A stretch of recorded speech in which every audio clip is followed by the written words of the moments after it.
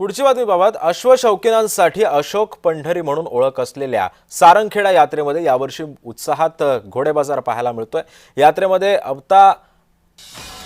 अवघ्या 6 दिवसांमध्ये 315हून अधिक घोड्यांची विक्री झाली आहे। यामध्ये 1,50,00,000ची उलाढाल सुद्धा झाली आहे। देशभरातून अश्वशौकीन या सारंगखेडाच्या यात्रेला भेटी देत असतात।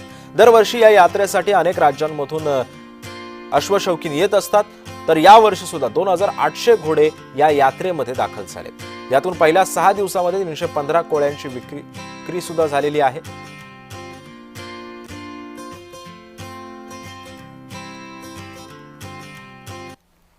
सारंगखेड्याच्या चितक फेस्टिवल मध्ये जवळपास 300 पेक्षा जास्त घोड्यांची विक्री झालेली असून 1.5 कोटीच्या वर त्याचा टर्नओव्हर झालेला आहे।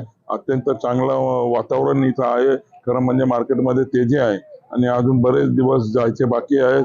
नक्कीच फार मोठी उलाढाल होण्याची यावर्षीची शक्यता आहे। आपण आज बघणार की आज सुद्धा आमच्याकडे रेवाल चालची कॉम्पिटिशन सुद्धा सुरू आहे। एक वेगळी खरं म्हणजे इथं माहोल निर्माण झालेला आहे। हा अश्वप्रेमींचा माहोल खरं म्हणजे आपण एकदा बघायला आलं पाहिजे।